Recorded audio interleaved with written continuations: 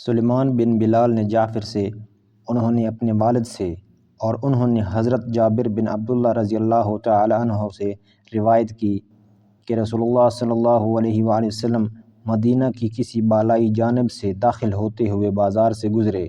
لوگ آپ کے پہلو میں آپ کے ساتھ چل رہے تھے۔ آپ حقیر سے کانوں والے مرے ہوئے میمنے کے پاس سے گزرے۔ آپ نے اسے کان سے پکڑ کر اٹھایا، پھر فرمایا، تم میں سے کون اسے 1 درہم کے عوض لینا پسند کرے گا؟ تو صحابہ نے کہا، ہمیں یہ کسی بھی چیز کے عوض لینا پسند نہیں، ہم اسے لے کر کیا کریں گے؟ آپ صلی اللہ علیہ وآلہ وسلم نے فرمایا، پھر کیا تم پسند کرتے ہو کہ یہ تمہیں مل جائے؟